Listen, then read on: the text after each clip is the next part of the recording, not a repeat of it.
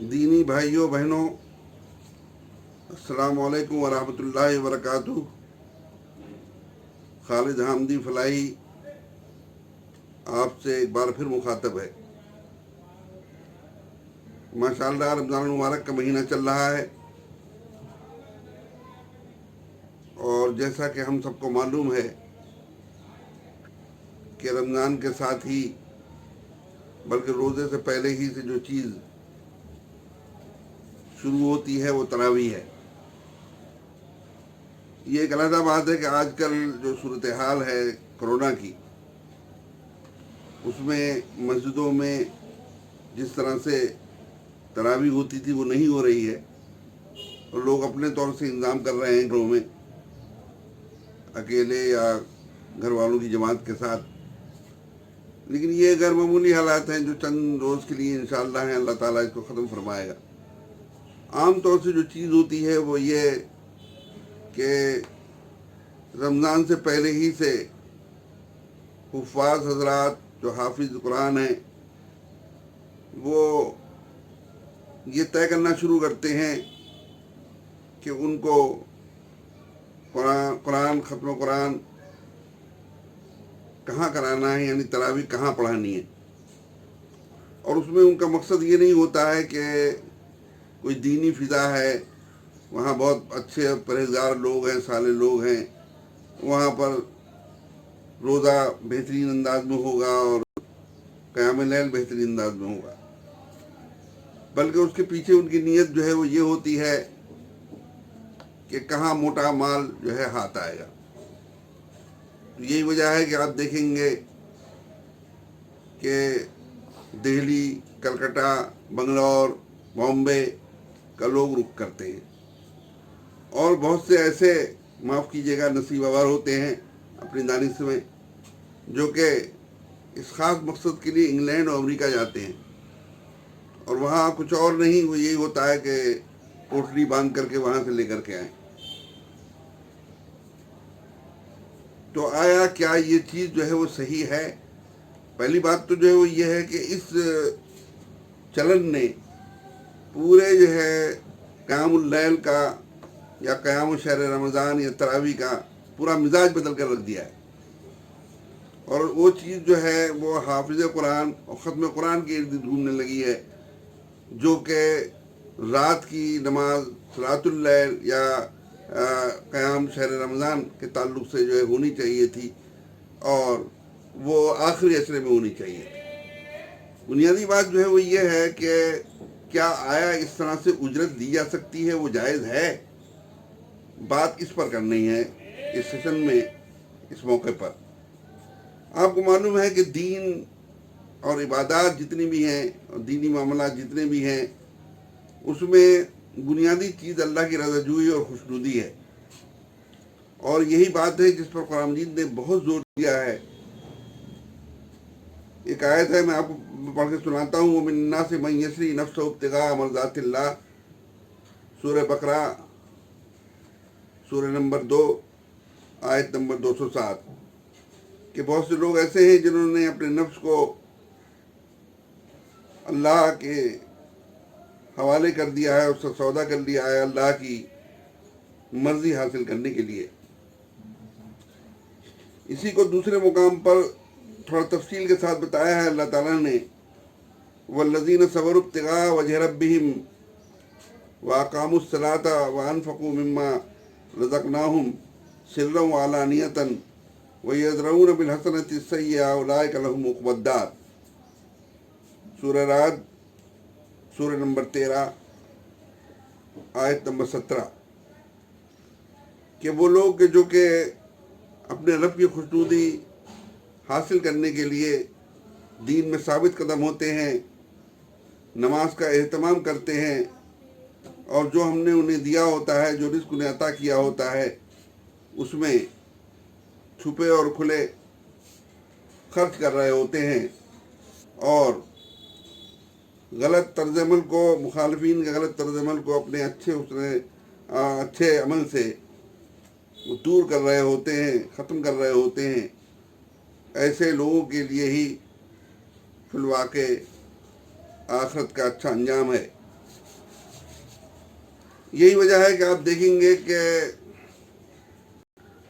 یہ جو چیز ہے اس کا تعلق نیت سے ہے، اور آپ دیکھیں گے کہ صحیح بخاری میں سب سے پہلی جو حدیث ہے وہ اسی سے متعلق آئی ہے کہ آدمی جو اچھے اعمال جو کر رہا ہے وہ کس لیے کر رہا ہے، اللہ کی مرضی کے لیے کر رہا ہے یا اس کا مقصود کچھ اور ہے۔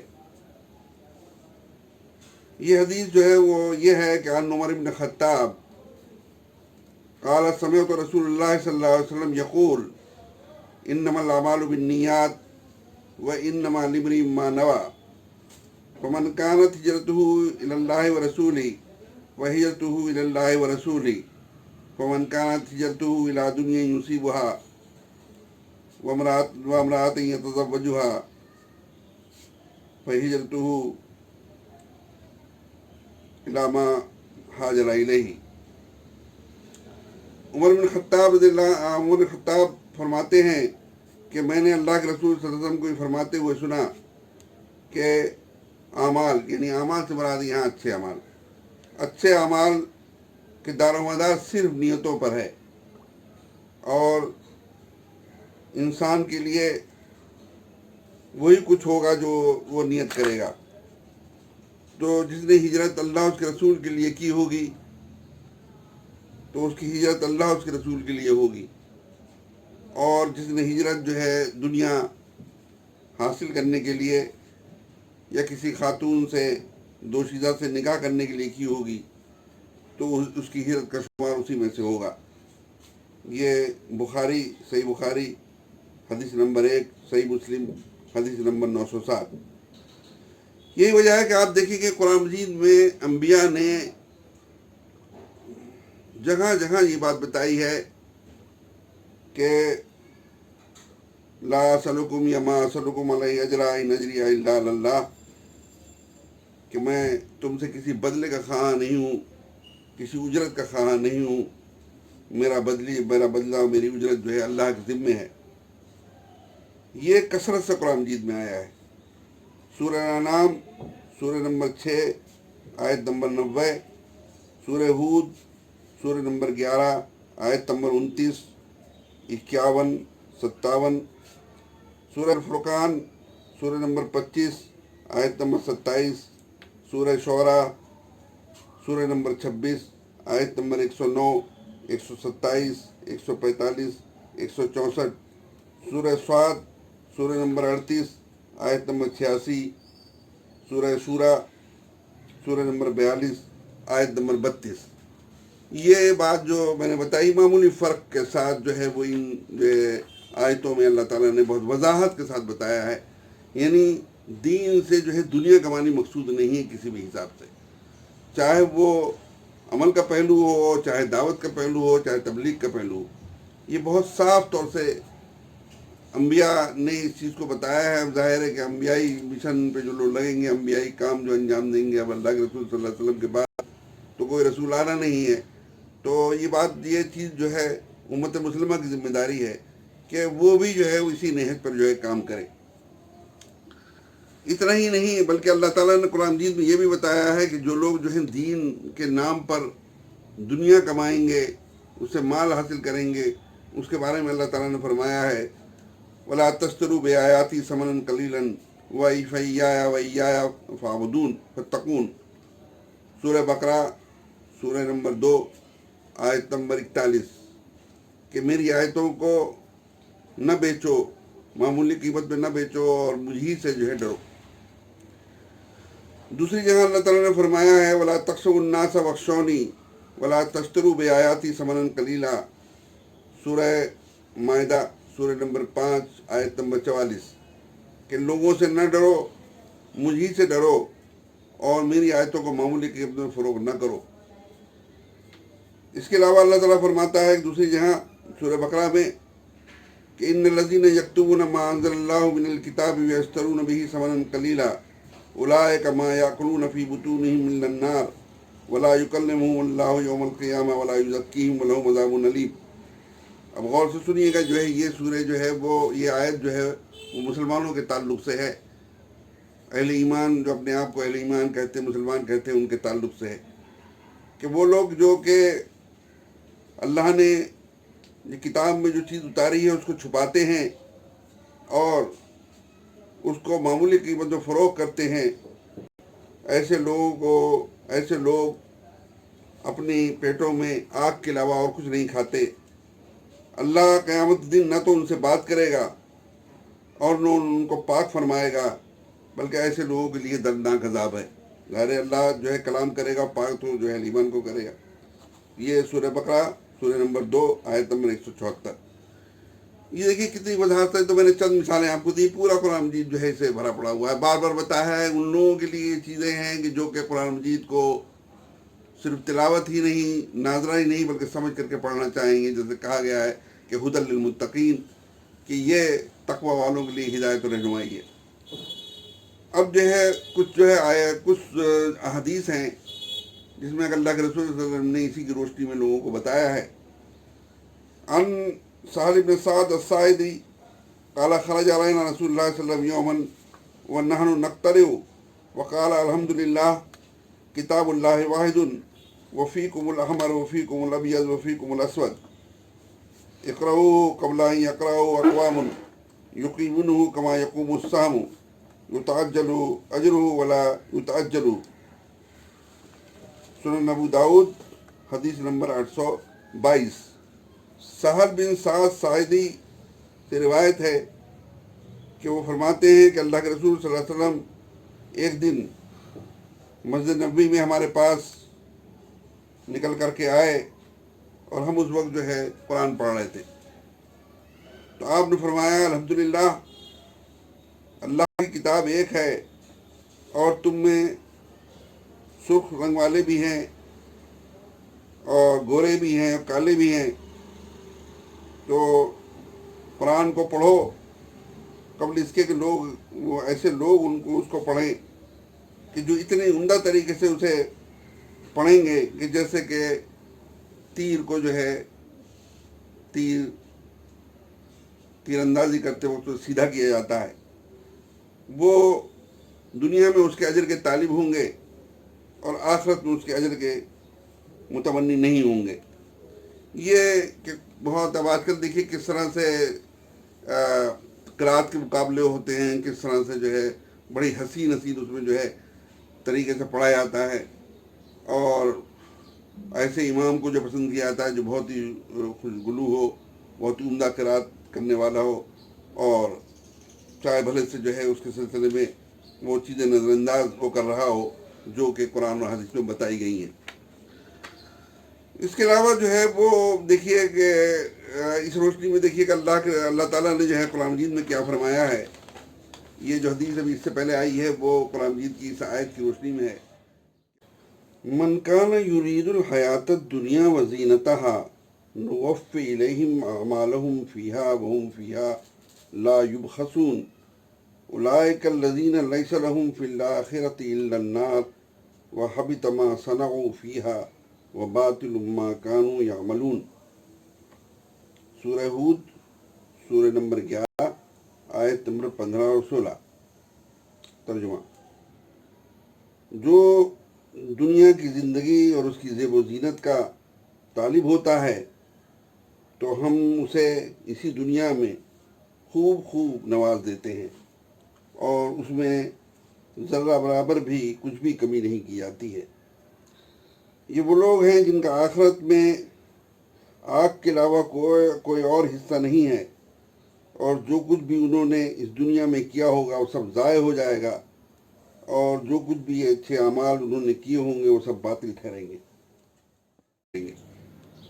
یہ اللہ تعالیٰ نے جو ہے وہ اس چیز کو طرح طرح سے مختلف انداز میں اس کو کر کے بتایا ہے کہ دین جو ہے، اعمال جو ہیں، عبادات جو ہیں، اور خاص طور سے ارکان اسلام، عبادات، دینی معاملات، یہ سارے کے سارے جو ہیں اللہ کی رضا جوئی و خوشنودی کے لیے ہونے چاہیے۔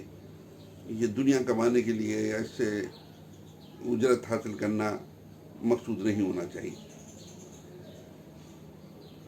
اللہ کے رسول صلی اللہ علیہ وسلم نے ایک حدیث اور ہے، سنیے کہ ان عبد الرحمن بن شبل قال قال رسول اللہ صلی اللہ علیہ وسلم اقرؤوا القرآن وعملوا به ولا تغلوا فيه ولا تجفوا عنه ولا تاکلوا به ولا تستکثروا به۔ مسند احمد 15,529، 15,535، 15,666، 15,668، 15,670، 15,671۔ عبد الرحمن شبیل سے روایت ہے کہ اللہ کے رسول نے فرمایا کہ قرآن پڑھو اور اس پر عمل کرو اور اس میں غلو نہ کرو، اس سے انحراف نہ کرو، اس کے ذریعے روزی نہ کماؤ اور اسے کثرت اموال کا اظہار کا ذریعہ نہ بناؤ۔ اب یہ اس میں جو ہے یہ تاکید کی گئی ہے کہ اور چیزیں کہ اس میں کہ قرآن مجید جو تعلیم حاصل کرنی ہے وہ عمل کے لیے حاصل کرنی ہے، اور غلو کرنے کا مطلب جو ہے وہ یہی ہے کہ غلو کرنے کے بارے میں اگر اس کے بارے میں اعلیٰ حضرت گفتگو کی جائے تو کافی لمبی گفتگو ہو سکتی ہے۔ غلو کا ایک پہلو جو ہے وہ یہی کہ قرأت بہت عمدہ کی جا رہی ہے، اور اس کا جو اصل پہلو ہے کہ اس سے رہنمائی حاصل کی جائے، عمل کی جائے، تبلیغ کی جائے، دعوت دی جائے، اس کا غائب۔ اس کے بعد جو ہے اس سے انحراف نہ کیا، اور یہ کہ یہ بتایا اللہ کے رسول صلی اللہ علیہ وسلم نے اسے روزی روٹی کے جو ہے ذریعہ نہ بنایا جائے کہ اس سے جو ہے مال حاصل کیا جائے اور اس سے مال زیادہ زیادہ حاصل کرنے کا اسے ذریعہ بنایا جائے۔ اس کے علاوہ جو ہے ایک اور حدیث ہے جس میں اللہ کے رسول نے فرمایا ان عمران بن حسین انه مر على قارئ يقرأ ثم سأل فاسترجع ثم قال سمعت رسول الله صلى الله عليه وسلم يقول من قرأ القرآن فليصل الله به فإنه سيجيء أقوام يقرؤون القرآن يسألون به الناس۔ جامع ترمذی حدیث نمبر 2917۔ عمران بن حسین سے روایت ہے کہ وہ ایک حافظ و قاری کے پاس سے گزرے جو قرآن کی قرأت کر رہا تھا، اور اس کے بعد اس نے لوگوں سے مانگنا شروع کر دیا، تو انہوں نے انا للہ و انا الیہ راجعون پڑھ کے کہا کہ میں نے اللہ کے رسول صلی اللہ علیہ وسلم کو یہ کہتے ہوئے سنا ہے کہ جو قرآن پڑھے تو اسے اللہ ہی سے مانگنا چاہیے اس کی اجر اور اس کی اجرت اور اس کا ثواب، کیونکہ جلد ہی ایسے لوگ آئیں گے جو قرآن پڑھ کر کے لوگوں سے مانگا کریں گے۔ اس کے بعد جو ہے وہ ایک اور حدیث ہے، ابو ہریرہ رضی اللہ عنہ سے روایت ہے،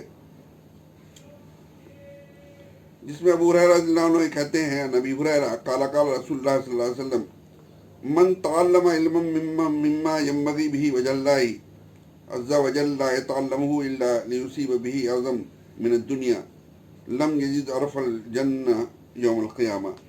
سنن نبی داؤد حدیث نمبر 3664، سنن ابن ماجہ حدیث نمبر 352، مسند احمد حدیث نمبر 8457۔ ابو ہریرہ سے روایت ہے اللہ کے رسول صلی اللہ علیہ وسلم نے فرمایا کہ جو شخص وہ علم حاصل کرتا ہے جس سے کہ اللہ کی رضا جوئی خوشنودی چاہی جاتی ہے، اللہ عز و جل کی، اور وہ صرف اس لیے اسے حاصل کرتا ہے تاکہ وہ دنیا کی کوئی غرض و غایت اس سے وہ حاصل کرے، تو قیامت دن وہ جنت کی خوشبو بھی نہ پا پائے گا۔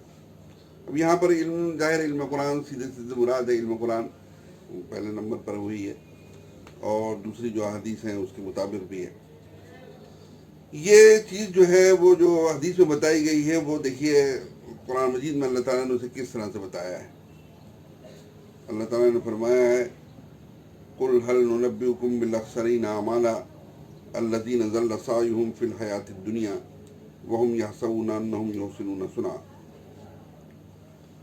کہ اے نبی ان سے کہو، ان سے پوچھو کیا ہم تم کو بتائیں کہ دنیا میں گھاٹے کے حساب سے سب سے زیادہ گھاٹے میں رہنے والے کون لوگ ہیں، گھاٹا اٹھانے والے کون لوگ ہیں؟ یہ وہ لوگ ہیں جن کی ساری جد و جہد و کوشش اسی دنیاوی زندگی میں ضائع ہو گئی، اور وہ یہ سمجھتے رہے کہ بہت بڑا کارنامہ انجام دے رہے ہیں۔ سورہ کہف سورہ نمبر 18 آیت نمبر 103 104۔ قرآن مجید کی یہ آیت اور اس کا ترجمہ، اس کی روشنی میں آپ ذرا یہ مشہور و معروف حدیث ملاحظہ فرمائیں کہ جو انتہائی مستند اور معروف و مشہور ہے، اور وہ خالص مسلمانوں سے متعلق ہے. اور اس حدیث کے بارے میں یہ آیا ہے کہ ابو ہریرہ رضی اللہ عنہ اس کو بیان کرنے سے پہلے 3-4 بار بے ہوش ہوئے. بیان کرنا چاہتے تھے بے ہوش ہو جاتے تھے، بیان کرنا چاہتے تھے بے ہوش ہو جاتے تھے. 3-4 بار جو ہے بے ہوش ہونے کے بعد اپنی جو ان کی طبیعت سنبھلی ہے تو انہوں نے فرمایا کہ اللہ کے رسول صلی اللہ علیہ وسلم نے فرمایا کہ قیامت میں سب سے پہلا حساب لیا جائے گا، اس میں ایک شہید کو لایا جائے گا. اس شہید کے سلسلے میں اللہ تعالیٰ اپنی نعمتیں یاد دلائے گا اور ان نعمتوں کا وہ اقرار کرے گا. اس کے بعد اللہ تعالیٰ اس سے پوچھے گا بتاؤ تم نے میرے لیے کیا کیا. وہ کہے گا بار الہ میں نے اپنی جان تیری راہ میں قربان کر دی. اللہ تعالیٰ فرمائے گا نہیں، تو نے جھوٹ کہا، یہ تو نے اس لیے کیا تھا کہ لوگ تجھے شہید کہیں، لوگ تجھے بہادر کہیں، لوگ تجھے جانباز کہیں. تو لوگوں نے یہ سب کہا، تیرا بدلہ تجھ کو مل گیا. پھر حکم ہوگا، فرشتے اس شہید کو منہ کے بل گھسیٹتے ہوئے لے جا کے جہنم میں جھونک دیں گے. پھر ایک دوسرا شخص لایا جائے گا، اس سے اللہ تعالیٰ اس کے سامنے اپنی نعمتیں یاد دلائے گا، ان نعمتوں کا اقرار کرے گا. اللہ تعالیٰ اس سے پوچھے گا کہ بتاؤ تو نے میرے لیے کیا کیا. تو وہ کہے گا کہ بار الہ تو نے مجھے مال و دولت دیا تھا، یہ مال و دولت میں نے تیرے راستے میں لگایا. اللہ تعالیٰ فرمائے گا نہیں، تو نے جھوٹ کہا، یہ تو نے اس لیے کیا تھا کہ لوگ تجھے سخی کہیں، لوگ تجھے داتا کہیں. تو لوگوں نے یہ سب کہا، تیرا بدلہ تجھ کو مل گیا. پھر فرشتوں کو حکم ہوگا، وہ اس کو منہ کے بل گھسیٹتے ہوئے لے جا کے جہنم میں ڈال آئیں گے. پھر ایک تیسرا شخص لایا جائے گا، اس کے سامنے بھی اللہ تعالیٰ اپنی نعمتیں یاد دلائے گا اور وہ اس کا اقرار کرے گا. پھر اللہ تعالیٰ اس سے پوچھے گا کہ بتاؤ تو نے میرے لیے کیا کیا. کہے گا بار الہ تو نے مجھے قرآن کا علم دیا تھا، میں نے قرآن کو یاد کیا تھا، اس کا علم جو ہے دوسروں تک پہنچایا تھا. تو اللہ تعالیٰ فرمائے گا کہ نہیں، یہ میں نے میرے لیے تو نے نہیں کیا تھا، یہ تو نے اس لیے کیا تھا کہ لوگ تجھے عالم کہیں، قاری کہیں، حافظ کہیں. تو لوگوں نے یہ سب کہا، تیرا بدلہ تجھے مل گیا. تو پھر ان مفسر صاحب کو، قاری صاحب کو، حافظ صاحب کو منہ کے بل گھسیٹتے ہوئے لے جا کے جہنم میں ڈالا جائے گا. دیکھیے کتنی سخت آیات ہیں. یہاں تو معاملہ صرف جو ہے یہ کہ لوگ جو ہیں کہیں، یہاں تو اس سے آگے بڑھ کر کے باضابطہ سودے بازی ہوتی ہے، اور جہاں زیادہ رقم ملنے کی توقع اور امید ہوتی ہے آدمی وہاں جاتا ہے. یا پھر ختم قرآن کے موقع پر باضابطہ ان کی بولی لگائی جاتی ہے، سر عام فلاں صاحب نے اتنا دیا، بھائی فلاں صاحب نے اتنا دیا، فلاں صاحب نے اتنا دیا، فلاں صاحب نے اتنا دیا. یعنی اللہ کتاب کو سر عام جو ہے بیچا جاتا ہے اور اس میں جو ہے پیسے والے جو ہیں وہ اپنی کثرت مال کو، اپنی مالداری کو وہ ظاہر کر رہے ہوتے ہیں۔ بعض جگہ یہ ہوتا ہے کہ کچھ دن پہلے سے چندہ شروع کر دیا جاتا ہے، دکان تو گھر گھر جا کر لوگوں سے چندہ وصول کیا جاتا ہے، اور اس چندے میں وصول یابی میں زبردستی بھی کی جاتی ہے، اور پھر وہ پورا پوتڑا بنا کر کے اور بنا کر کے پوٹلی بنا کر کے وہ ختم قرآن کے موقع پر امام صاحب کے حوالے کر دی جاتی ہے۔ آپ سوچئے قرآن مجید کتنی عظیم کتاب، اللہ تعالیٰ نے نعمت دی، حفظ قرآن کی سینے میں جو ہے وہ محفوظ ہے۔ ہونا تو یہ چاہیے تھا کہ وہ اجر آخرت کے لیے، آخرت کی ہمیشہ زندگی کے لیے، اللہ کی رضا جوئی و خوشنودی کے لیے اس کو محفوظ رکھا جاتا ہے، اس طرح سے کہ اس پر ذرہ برابر آنکھ نہیں آنے دی جاتی۔ لیکن یہ سب جو ہے ہوتا ہے اور سب جو ہے کیا جاتا ہے۔ اب جو ہے دو جو ہے حدیثیں جو ہیں اور سن لیں آپ، جو ہے ان کا میں اردو ترجمہ جو ہے آپ کو پڑھ کر سناتا ہوں۔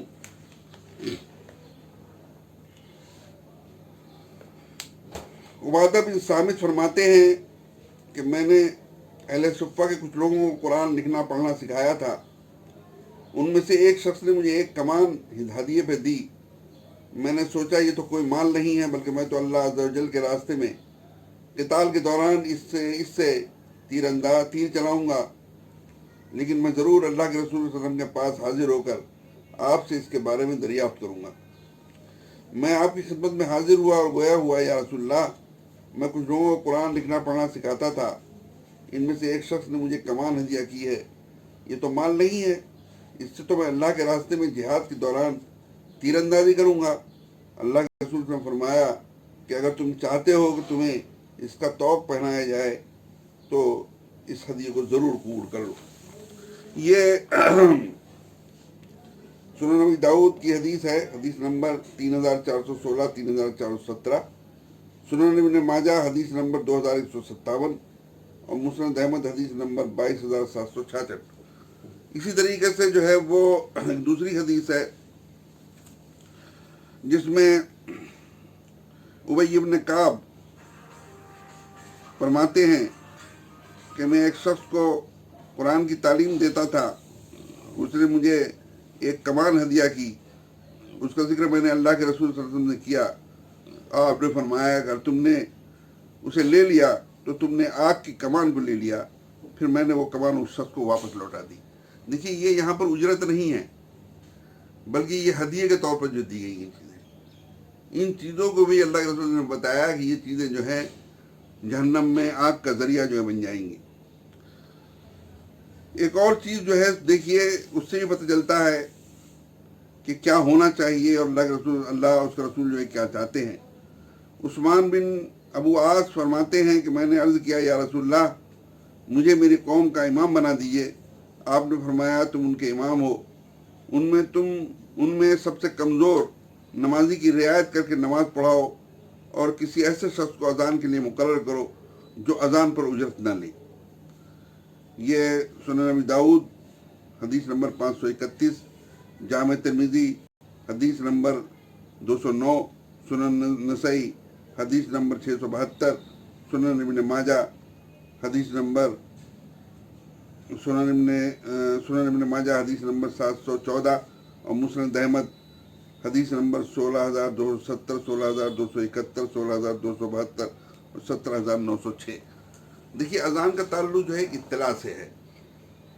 نماز کا وقت ہو گیا ہے تو اس میں بہت سی وہ شرطیں بھی ہیں جو کہ نماز کے سلسلے میں نہیں ہیں، یعنی بے وضو بھی آدمی جو نماز دے سکتا ہے، بچہ بھی دے سکتا ہے۔ اس کے سلسلے میں بھی اللہ کے رسول صلی اللہ علیہ وسلم نے بتایا کسی ایسے شخص کو مؤذن بنانا جو کہ اجرت پر نہ رکھا گیا ہو، چاہے کہ امام جو ہے اس کو اجرت پر جو ہے رکھا جائے۔ یہی وجہ ہے کہ آپ دیکھیں گے کہ یہ جو ساری باتیں ہیں میں نے آپ کو تراویح کے تعلق سے بتائی ہیں، اگرچہ جو عام نمازیں ہیں، فرض نمازیں، ان کے تعلق سے بھی یہ چیز جو ہے वैसी ही लागू होती है, लेकिन उसकी नौइयत ज़रा दूसरी होती है। एक तो जो है वो ये होता है कि जिसको इमाम मुकर्रर किया गया होता है, वो उसका पूरा टाइम जो है लिया जाता है और तमाम चीज़ें होती हैं। उसमें भी चीज़ें हैं, वो अलहदा एक मौजू है जो मैं बताऊँगा, लेकिन मैं अभी सिर्फ तरावी के ताल्लुक से बता रहा हूँ चीज़ों को, कि इसमें इत्तेफाक राय है कि ये इस पे जो भी चीज़ जो है दी जाएगी, और चाहे वो उजरत के तौर पर हो, चाहे तय की गई हो, न तय की गई हो, या ये कि तोहफे के तौर पर हो, ये बिल्कुल मुत्तफक अलैह मसला है कि वो हराम है, और दोनों गुनहगार हैं, देने वाले भी और लेने वाले भी। मिसाल के तौर पर दारुल इफ्ता मज़ार उलूम सहारनपुर से जो है बाज़ाब्ता ये चीज़ जारी हुई, जिसको अल्लाह की पुकार में जो हमारा माहनामा रिसाला है उसमें हम जो है शाये करते रहें, उससे मैं पढ़ करके आपको सुनाता हूँ। इसमें एक तो नोट दिया हुआ है, वो नोट ये है कि रमज़ान की आमद है, हुफ़ाज़ कराम बड़ी मुस्तैदी से मेहराब सुनाने की तैयारी में मसरूफ़ हैं, अभी से जगहों की तलाश में हैं, इसलिए दूर दराज के सफ़र भी किए जाते हैं। अफसोस और हैरत का मुकाम है कि इस मुक़द्दस अमल को लोगों ने दुनिया कमाने का ज़रिया बना लिया है। बहुत से इलाकों में तो कुरान सुनाने पर बाकायदा उजरत तय की जाती है, और बहुत सी जगहों पर तय तो नहीं होता, लेकिन देने वाले जानते हैं कि इमाम तरावी को रकम देनी है, और लेने वाला भी इस उम्मीद में रहता है कि रकम मिलेगी, इसलिए कि यहाँ देने का दस्तूर है। शरीयत इस बारे में क्या कहती है, इस सिलसिले में कुरान सुन्नत की रोशनी में हज़रात उलमा इकराम, मशाइख, मुफ्तियान किराम के अक़वाल और फरमुदात का खुलासा पेश किया जाता है। इंशाअल्लाह साले तबीयतें इससे ज़रूर मुतमईन होंगी। ये नोट भी जो है लगा हुआ दारुल इफ्ता ही का है। इसके बाद जो है नीचे देखिए क्या जो है उलमा ने कहा है इसके बारे में। शेख रशीद अहमद गंगोही रहमतुल्लाह अलैह फरमाते हैं, तरावी में जो कलामुल्लाह पढ़े या सुने उसकी उजरत देना हराम है। शेख खलील अहमद सहारनपुरी फरमाते हैं, उजरत देकर कुरान सुनना शरन जायज़ नहीं, लेने वाला और देने वाला दोनों गुनहगार हैं, और अगर बग़ैर तायीन उजरत सुनाया जाए और ख़त्म कुरान के बाद बतौर तबर्रो दिया जाए तो असह कौल के मुताबिक ये सूरत भी नाजायज़ है। नंबर 3, शेख अशरफ अली थानवी रहमतुल्लाह अलैह फरमाते हैं, हासिल जवाब ये हुआ कि रिवाज मज़कूर फिस सवाल महज बातिल और मुखालिफ शरअ है, और ऐसा ख़त्म हरगिज़ मूजिब सवाब नहीं बल्कि मूजिब मासियत है। उसके आगे देखिए, शेख मुफ्ती किफ़ायतुल्लाह शाहजहाँपुरी सुम्मा देहलवी फरमाते हैं रहमतुल्लाह अलैह फरमाते हैं, कुरान मजीद तरावी में सुनाने की उजरत लेना और देना जायज़ नहीं। ये तमाम जो हैं वो फतावा से फतावा रशीदिया ऊपर दिया और फतावा खलीलिया, और ये अशरफ अली थानवी साहब का ऊपर जो है वो इमदादुल फतावा, और शेख मुफ्ती किफ़ायतुल्लाह का किफ़ायतुल मुफ्ती। उसके बाद जो है वो मुफ्ती आज़म अजीज़ुर रहमान रहमतुल्लाह फरमाते हैं, उजरत पर कुरान मजीद पढ़ना दुरुस्त नहीं और उसमें सवाब नहीं, और बहुकमाल मारूफ कल मशरूत जिनकी नीयत लेने देने की है वो भी उजरत के हुक्म में है और नाजायज़ है। इस सूरत में सिर्फ तरावी पढ़ना और उजरत का कुरान शरीफ न सुनना बेहतर है, और सिर्फ तरावी अदा कर लेने से क़याम रमज़ान की फजीलत हासिल हो जाएगी। यानी ख़त्म कुरान ये वो फजीलत नहीं है, उसमें जो है उसमें मुझे गुनाह हो जाएगा। उस सूरत में जो है अगर दिया जाए, उजरत दी जा रही है या तोहफे वगैरह दी जा रहे हैं, कोई चीज़ दी जा रही है, वो बगैर उसके ही जो है आदमी तरावी पढ़े, जितनी भी सूरतें उसे याद हैं, और वो जो है उसकी फजीलतों से हासिल हो जाएगी। इसलिए का असल चीज़ क़यामुल लैल। मुफ्ती आज़म पाकिस्तान मोहम्मद शफी देवबंदी रहमतुल्लाह अलैह फरमाते हैं, छोटी सूरतों से नमाज तरावी अदा करें और उजरत देकर कुरान न सुने, क्योंकि कुरान सुनाने पर उजरत लेना और देना हराम है। और फरमाते हैं, ये जवाहरुल फ़िक़्ह में लिखा है उन्होंने, और इमदादुल मुफ्ती में जो है दिया हुआ है, उजरत लेकर कुरान पढ़ना और पढ़वाना गुनाह है, इसलिए तरावी में चंद मुख्तसर सूरतों से 20 रकात पढ़ लेना बिलाशुबा इससे बेहतर है कि उजरत देकर पूरा कुरान पढ़वाएं। मुफ्ती महमूद हसन गंगोही रहमतुल्लाह अलैह फरमाते हैं फतावा महमूदिया में कि महज तरावी में कुरान शरीफ सुनाने पर उजरत लेना और देना जायज़ नहीं है। देने वाले और लेने वाले दोनों गुनहगार होंगे और सवाब से महरूम होंगे। अगर बिला उजरत सुनाने वाला न मिले तो अलम तरा कैफ से तरावी पढ़ें। ये फतावा महमूदिया में उन्होंने दिया है। اب مفتی رشید احمد جو ہیں احسن الفتاوی میں فرماتے ہیں خدمت کے نام سے نقد یا کپڑے وغیرہ بھی معاوضہ ہی ہے اور اجرت طے کرنے کے مقابلے میں زیادہ کبھی ہے، اس لیے اس میں دو گناہ ہیں، ایک قرآن سنانے پر اجرت کا گناہ اور دوسرے جہالت اجرت کا گناہ۔ مفتی محمد یاسین فتاوی احیاء العلوم میں فرماتے ہیں کہ تراویح میں ختم قرآن پر اجرت مقرر کرنا خواہ صراحتاً ہو جیسا کہ بعض لوگ کرتے ہیں، بطور عرف عادت ہو جیسا کہ آج کل عموماً رائج ہے، دونوں صورتوں میں جائز نہیں ہے۔ فتاوی احیاء العلوم۔ مفتی عبدالرحیم فتاوی رحیمیہ میں فرماتے ہیں بے شک تراویح میں اجرت لینا دینا جائز نہیں ہے، لینا دینا جائز نہیں ہے، لینے والا اور دینے والا دونوں گنہگار ہوتے ہیں۔ اس سے اچھا یہ ہے کہ الم تری کیف سے تراویح پڑھی جائے۔ اس کے بعد نیچے دیا ہوا ہے بریلوی مکتبہ فقہ کا فتویٰ۔ مناسب معلوم ہوتا ہے کہ بریلوی مکتبہ فقہ کے مشہور و معروف عالم مفتی امجد علی قادری اعظمی صاحب کا ایک معتبر فتویٰ بیانی یہاں لکھ دیا جائے تاکہ بریلوی مکتبہ فکر کے لوگ بھی اس مسئلے سے متنبہ ہو جائیں اور حرام میں مبتلا ہونے سے محفوظ ہو جائیں۔ آج کل اکثر رواج ہو چکا ہے کہ لوگ حافظ کو اجرت دے کر تراویح پڑھواتے ہیں، یہ ناجائز ہے۔ دینے والا اور لینے والا دونوں گنہگار ہیں۔ اجرت صرف یہی نہیں ہے کہ پیشتر مقرر کر لیں کہ یہ لیں گے یہ دیں گے، بلکہ اگر معلوم ہے کہ یہاں کچھ ملتا ہے، اگرچہ اس سے کچھ ملے، اگر اس سے کچھ طے نہ ہوا ہو، یہ بھی ناجائز ہے۔ المعروف کالمشروط۔ ہاں اگر کہہ دیں کہ کچھ نہیں لوں گا پھر پڑھے اور لوگ حافظ کی خدمت کریں تو اس میں حرج نہیں ہے۔ السریع یفوق الدلالہ بغیر شریعت۔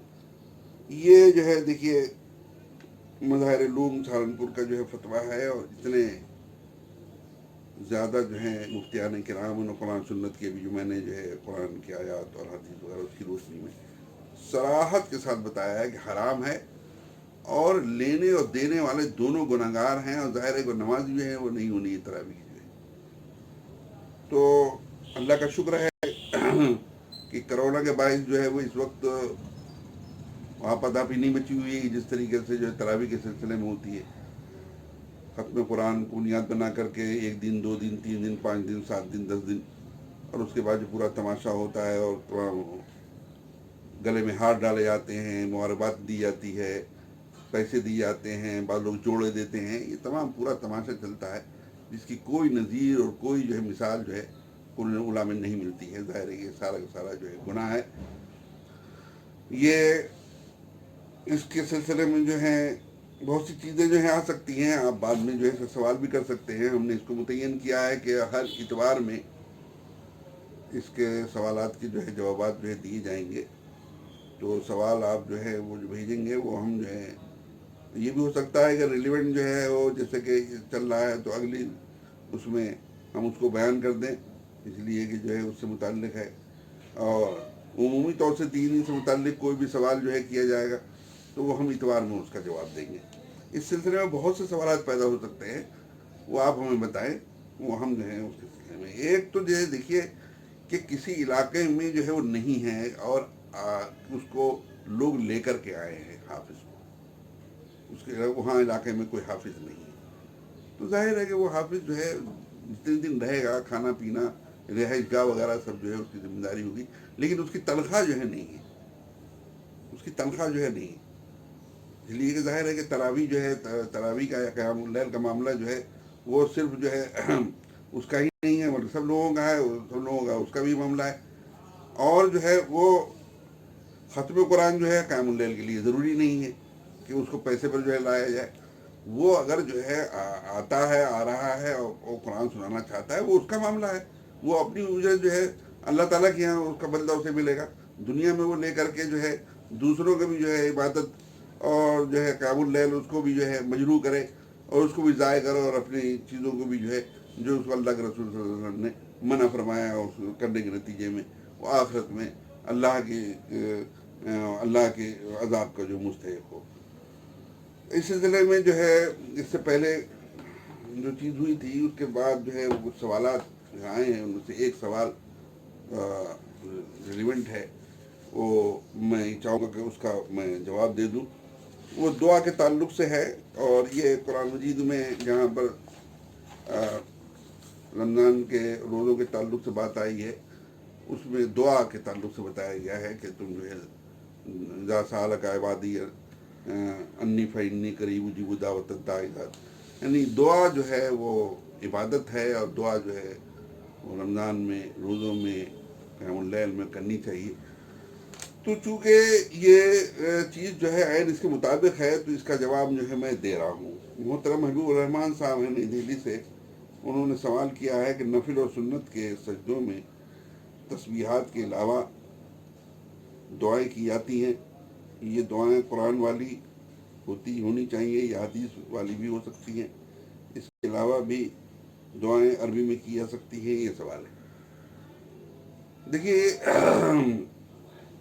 قرآن مجید میں بہت زیادہ آیا ہے اللہ کو پکارنے سے متعلق، جس کو دعا کہتے ہیں ہم. دعا تو عربی لفظ ہے، پکارنا، استعانت، مدد طلب کرنا، اللہ تعالیٰ کو پکارنا، اپنے استغفار کرنا.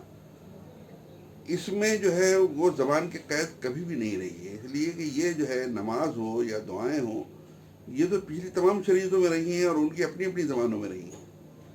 اب آپ جو ہے یہ سوچئے کہ ایک شخص جو کہ پڑھا لکھا نہیں ہے، وہ جو ہے اگر دعا کرنا چاہے، استغفار کرنا چاہے، اپنے گناہوں کی معافی کرنا چاہے، تو پہلے وہ تلاش کرتا پھرے کہ جناب جسے عربی میں کرایا جائے، پھر ادھر رٹے بیٹھ کر کے جو کرے، ساری چیز جو ہے خراب ہو جاتی ہے. اور یہاں پر جو ہے ضروری نہیں ہوتا کہ اس کے علاقے میں جو ہے کوئی عربی جاننے والا ہو. اور یہی وجہ ہے کہ آپ دیکھیں گے کہ اس طرح سے ظاہر کیا جاتا ہے گویا کہ جو اہل قبور ہیں، بزرگ جو قبروں میں دفن ہیں، وہ ہر زبان جو ہے سمجھتے ہیں. وہ قبر پر جا کر کے جو بھی دعا کی جائے گی وہ قبول ہو جائے گی، لیکن اللہ تعالیٰ سے صرف عربی میں. ظاہر ہے کہ یہ چیز جو ہے شرک کو بڑھاوا دینے والی ہے. قرآن و حدیث میں کہیں پر بھی یہ نہیں کہا گیا ہے کہ عربی میں جو ہے وہ دعا کرنی چاہیے. ایک دعا جو ہے جو قرآن مجید میں آئی ہیں، جو صحیح احادیث میں آئی ہیں، وہ مسنون دعائیں ہیں، وہ بھی کرے آدمی جو ہے. مزید اگر جو ہے وہ کرنا چاہتا ہے، ظاہر ہے یہ دعاؤں کا تعلق زیادہ تر جو ہے نفلوں میں ہوتا ہے، جسے جو ہے آپ سنت بھی کہہ سکتے ہیں. سنت نفل جو ہے اس میں زیادہ موقع ہوتا ہے، لیکن فرض میں تو آدمی امام کے پیچھے پڑ رہا ہوتا ہے اور تسبیحات کے بعد جلدی جو ہے اٹھ جا رہا ہوتا ہے. تو نفل ہی میں جو ہے ممکن ہوتا ہے، تو وہ اپنی زبان میں جو دعا مانگے گا اس میں زیادہ تضرع ہوگا، زیادہ خوش و خضوع ہوگا، وہ دل کی بات رکھ سکے گا، اپنی زبان پر لا سکے گا، وہ اس میں روئے گا، گڑائے گا. وہ لوگ کہ جو کہ عربی زبان جانتے ہیں، وہ تو ہو سکتا ہے کچھ جو ہے انہیں اثر ہو جائے اس میں، لیکن وہ لوگ کہ جو کہ عربی زبان نہیں جانتے ہیں، وہ دعائیں جو ہیں اس طرح سے پڑھ رہے ہوتے ہیں کہ ان کو پلے نہیں پڑ رہا ہوتا ہے، بے سوچے سمجھے دعائیں کر رہے ہوتے ہیں، ان کا معنی مطلب نہیں معلوم ہوتا انہیں. امام کر رہا ہوتا ہے اس کا نہیں معلوم ہوتا ہے. قنوت نازلہ جو پڑھی جا رہی ہوتی ہے اس کے بارے میں نہیں معلوم ہوتا ہے. قنوت نازلہ میں کہاں آمین کہنا چاہیے، کہاں آمین نہیں کہنا چاہیے، اس کے بارے میں نہیں معلوم ہوتا ہے. اور وہ اس کی جہاں پر آمین کہا جاتا ہے، جہاں پر بھی بڑا ڈر لگتا ہے کہ اللہ کے نافرمانوں کے سلسلے میں بد دعائیں دی گئی ہیں، جس میں اللہ کی نافرمانی مسلمان بہت آگے ہیں.